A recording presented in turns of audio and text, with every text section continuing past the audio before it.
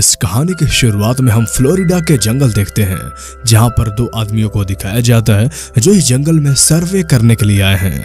और जब उनमें से एक अपना यंत्र जमीन में गाड़ता है तो वहां से लाल रंग निकलता है, तो वो उसे छूकर देखता है, दरअसल ये खून है।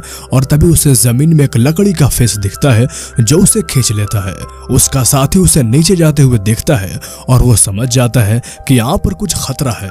वो अपनी जान बचाने के लिए यहाँ से भागकर एक जगह छुप जाता है, पर तभी उसकी नजर भी जमीन पर पड़ती है, जहां पर उसे लकड़ी से बना हुआ एक फेस दिखता है जो उसे भी अपने अंदर समा लेता है। अगली सुबह हम देखते हैं माइकल नाम का एक शख्स अपने बेटे और पेट के साथ जंगल में शिकार करने के लिए आता है और उनका डॉग एक तरफ जाना चाह रहा होता है। माइकल अपने बेटे से कहता है कि उसे छोड़ दो। अब वो अपने डॉग को छोड़ते हैं तो वह जंगल के एक डायरेक्शन में जाने लगता है और फिर ये दोनों भी अपने डॉग के पीछे जाने लगते हैं। और तभी इन्हें उन दोनों के इक्विपमेंट्स मिलते हैं जो एक दिन पहले यहाँ सर्वे करने आए हैं। माइकल देखता है वहाँ एक शर्ट भी होता है जिसमें खून लगा है। वो समझ जाता है यहाँ कुछ ना कुछ हुआ है, इसलिए वो अपने बेटे लुइस से कहता है कि डॉग को लेकर यहाँ से निकल जाओ, पीछे मुड़कर मत देखना। लुइस को अपने फादर की बात माननी पड़ती है। वो जंगल के बाहर की तरफ भागने लगता है और तभी उसे गोली चलने की आवाज आती है, लेकिन उसके पिता ने कहा था कि तुम्हें रुकना नहीं है, इसलिए वो अपने डॉग के साथ यहाँ से निकल जाता है।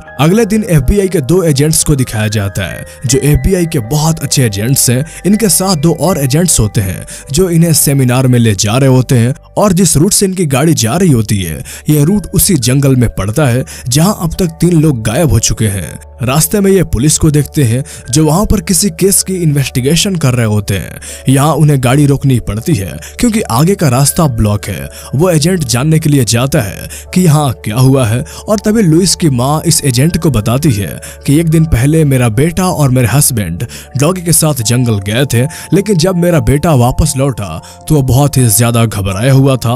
वो ये भी बताती है कि उसके बेटे ने जंगल में क्या देखा।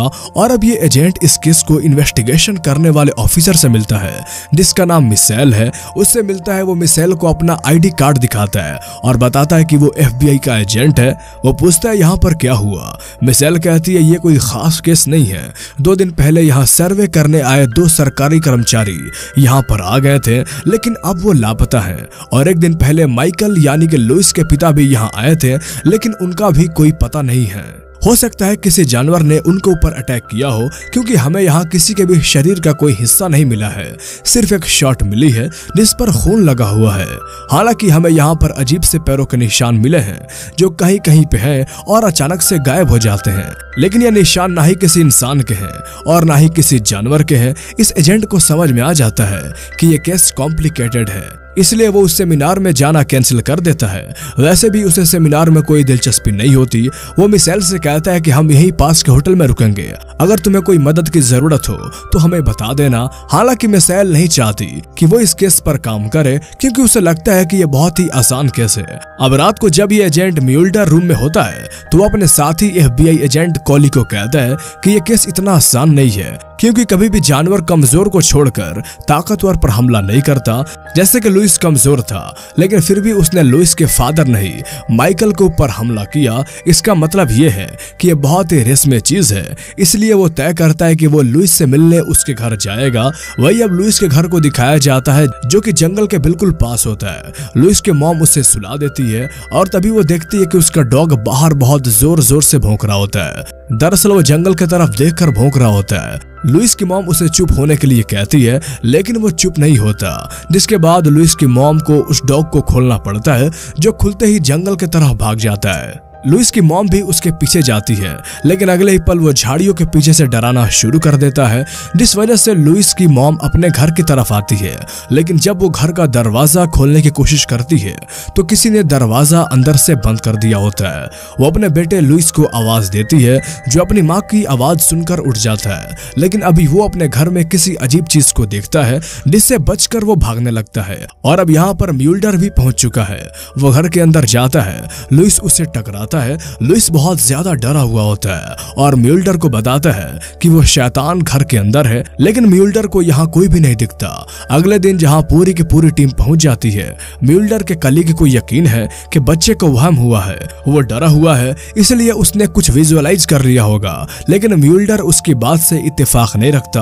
वो बताता है कि लुइस ने किसी को देखा था जिसकी आंखें लाल थी, साथ ही दरवाजे के पास किसी के पैरों के निशान भी हैं जो ना तो इंसानों के हैं और ना ही किसी जानवर के ये निशान है, वैसे ही जैसे जंगल में पाई गई थी। इस केस की ऑफिसर मिशेल को भी यही लगता है कि ये कोई खतरनाक शिकारी है जो अचानक से कहीं गायब हो जाता है या हवा में उड़ जाता है, क्योंकि पैरों के निशान हर जगह नहीं होते हैं। और अब ये समझ जाते हैं कि जल्द ही अगर ये उस शिकारी को ना पकड़े तो वो और भी लोगों को अपना शिकार बनाएगा। इसलिए म्यूल्डर, मिशेल, पॉल और इनके साथ एक टेक इंजीनियर जंगल में जाने की तैयारी करते हैं। टेक इंजीनियर के पास एक डिवाइस होता है जो हिट को डिटेक्ट करता है, यानी उसके सामने जो भी हिट आएगा वो उस डिवाइस में दिखने लगेगा, क्योंकि इन्हें इस बात का भी शक होता है कि शिकारी इनविजिबल है। ये सब के सब अब जंगल में पहुंच जाते हैं। मिशेल कहती है कि हम सबको एक साथ रहना होगा, क्योंकि ये बहुत ही भयानक, बहुत ही खतरनाक जंगल है जहाँ पर अक्सर लोग खो जाते हैं। आगे बढ़ते हुए मिशेल जगह जगह सफेद पत्थर रख देती है ताकि वापस आने में इन्हें कोई भी दिक्कत ना हो। लेकिन तभी हमें उस जीव का हाथ दिखाया जाता है जो इन पत्थरों को उनकी जगह से हटा रहा होता है ताकि इन सबको वापस आने का रास्ता ना मिले।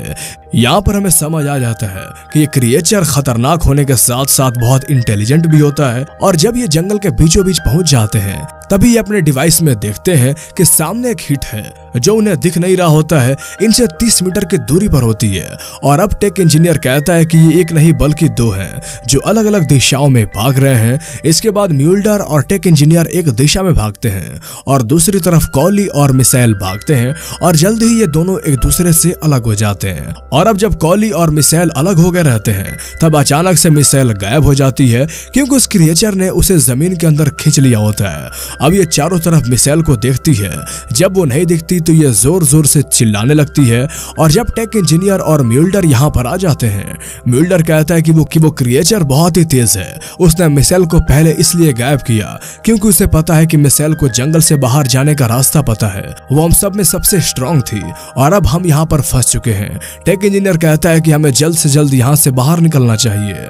इनके पास जो फोन होता है वो उससे मदद मंगवाने की कोशिश भी करते हैं, लेकिन उसमें कवरेज नहीं होता, इसलिए किसी को कॉल नहीं कर पाते। हालांकि म्यूल्डर अभी भी यहाँ पर रहना चाहता है, वो इस हथियारे को, क्रिएचर को मारना चाहता है। लेकिन उनके साथ जो कॉली और टेक इंजीनियर होते हैं वो कहते हैं हमें यहाँ से निकलना होगा। अब म्यूल्डर को उनकी बात माननी पड़ती है और अब ये लगातार आगे बढ़ना शुरू कर देते हैं। रास्ते में कॉली म्यूल्डर से पूछती है कि तुम्हें क्या लगता है कि ये क्या है। म्यूल्डर उसे बताता है कि ये एक बहुत ही पुरानी कहानी प्रचलित है कि ये राक्षस के बारे में जो लोगों को, जानवरों को मार दिया करता था।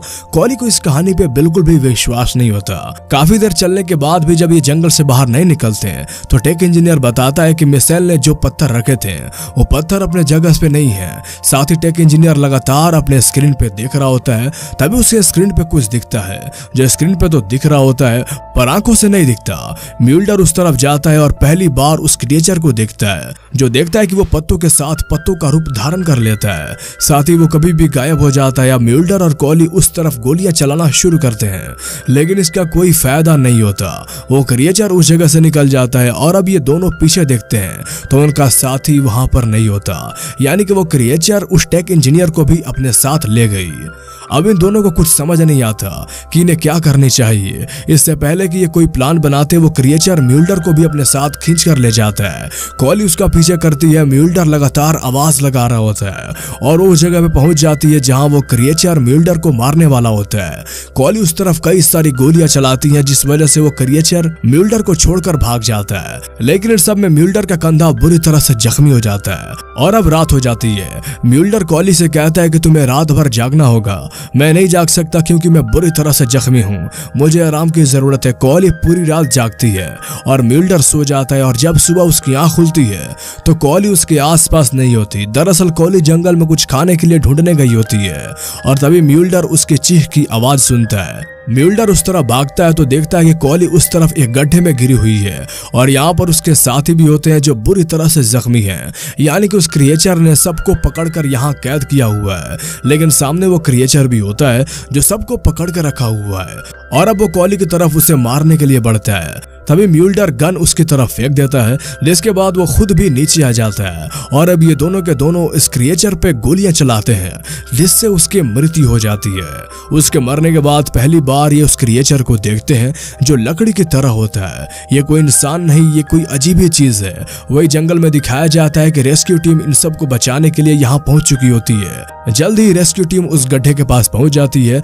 जहाँ ये सब फंसे हुए हैं। रेस्क्यू टीम इन सबको निकाल लेते हैं, जिनमें कुछ लोग वो भी होते हैं जो हाल ही में गायब हुए थे।